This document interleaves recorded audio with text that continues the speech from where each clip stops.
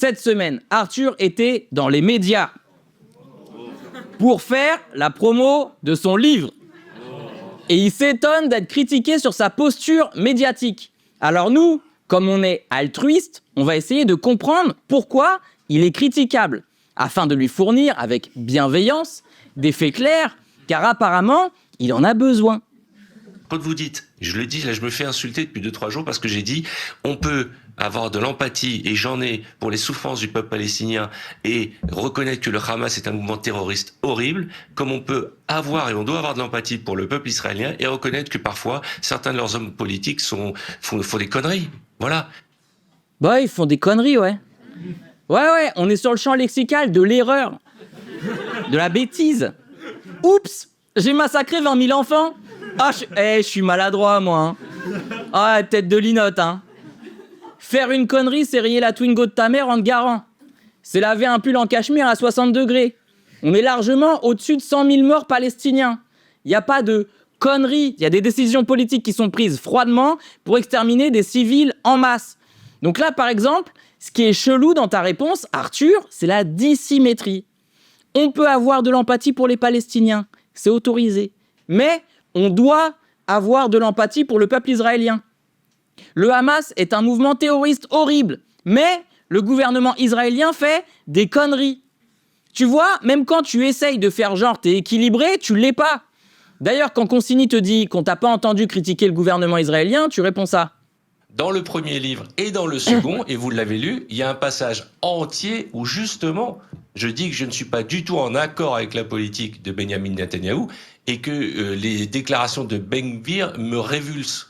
Voilà, il n'est pas du tout en accord avec Netanyahou et il est révulsé par les déclarations de Ben Gvir. Lui, c'est les déclarations qu'il trouve graves. Le bombardement de tentes de réfugiés où des civils, des enfants dorment tranquillement et finissent déchiquetés ou brûlés vifs, ça le révulse moins. C'est ça ou pas? J'essaie de comprendre ta logique, Arthur. Moi, perso, je préfère que tu déclares des trucs atroces sur moi, mais que tu bombardes pas ma maison et ma famille. Mais ça, c'est moi. Après, je suis pas très bombardement en même temps, donc moi, je suis plus tiramisu. Apparemment, tu l'avais même écrit dans ton livre que tu critiquais Netanyahou. Alors là, pour le coup, je te laisse le bénéfice du doute, parce que bon, tu te doutes bien que je l'ai pas lu.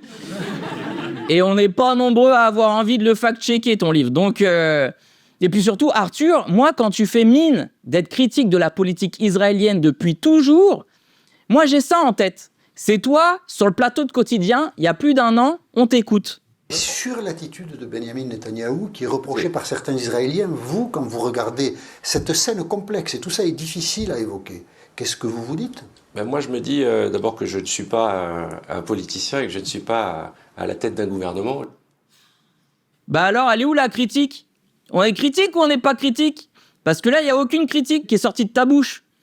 Tu ne peux pas t'inventer un uniforme de pompier, monter dans le camion rouge, faire hurler la sirène dans toute la ville, dire que t'es là pour aider des gens depuis le début, et quand on trouve des images de toi, devant un incendie, t'es en bas en train de faire « Ouais, c'est chaud, hein !»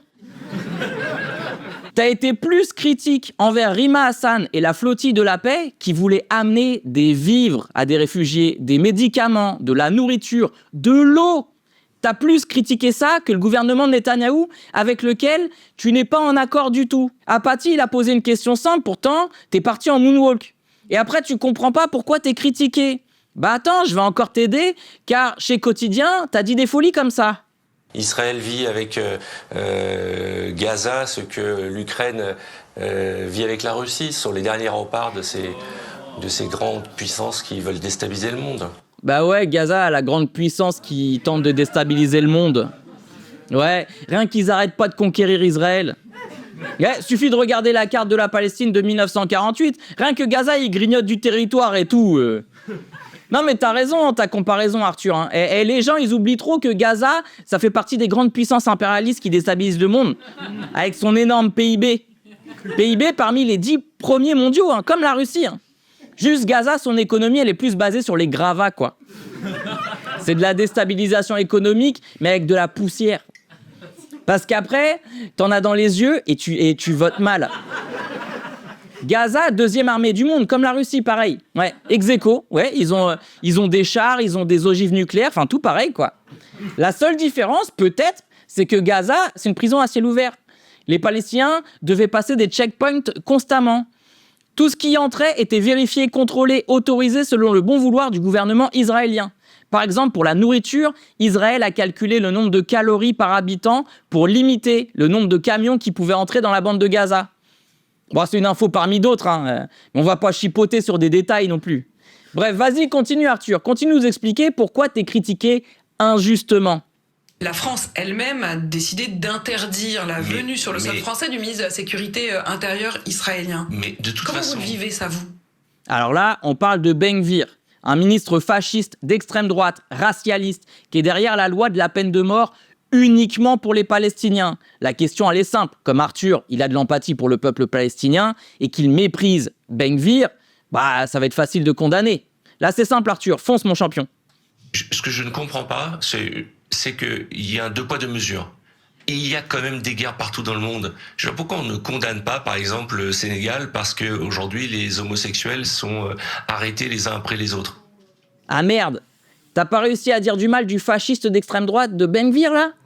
T'as pas réussi à trouver ça bien que la France interdise son territoire à un homme qui se réjouit de la mort d'enfants? Non, toi t'as fait la technique du regarde là-bas, y'a ta daronne en slip. Et après t'es parti en courant. Et après, dans les médias, tu oses dire ça? C'est comme si, aujourd'hui, moi, on m'attaque tous les jours parce que je suis juif, donc je serais censé être un soutien du gouvernement israélien. Tu serais censé être un soutien à cause de ta religion? Non. Parce que des contre-exemples, il y en a plein.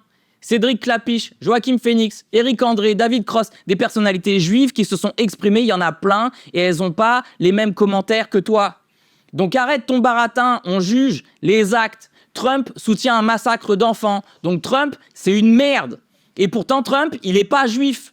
Arrête de te cacher derrière ta judéité pour victimiser ta position de merde. On s'en fout que tu sois juif. Ce qu'on te reproche, c'est que tu fais le tour des plateaux avec une voix mielleuse en faisant semblant de ne pas comprendre où est le problème.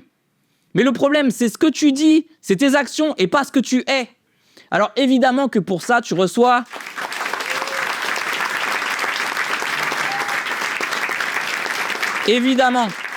Évidemment que pour ça, tu reçois des commentaires haineux et je vois bien que dans le tas, il y en a qui sont antisémites et racistes. J'ai pu le voir sous tes publications, c'est vrai. Et ces gens-là, faut les combattre car ce sont nos ennemis. Mais tu peux pas te cacher derrière ça, en fait. Est-ce qu'il y a des gens qui se servent de la Palestine pour haïr les Juifs? Oui. Mais ces gens-là, on les déteste. Autant que ceux qui font la tournée des plateaux avec le maillot de l'équipe de Tsahal. Tu étais à la soirée d'inauguration de Diaspora Défense Force. Cette magnifique soirée qui a fait le buzz avec un quiz rigolo pour savoir combien de civils étaient morts à Gaza. On t'a pas entendu condamner. Et le jour où on te demande d'assumer tes positions, tu lèves les mains en l'air en disant « C'est dingue ces clichés antisémites qui me lient au gouvernement israélien ». Ne transforme pas systématiquement les critiques de tes prises de position en critiques de ton identité. T'es victime de tes actes et archive vidéo. Assume.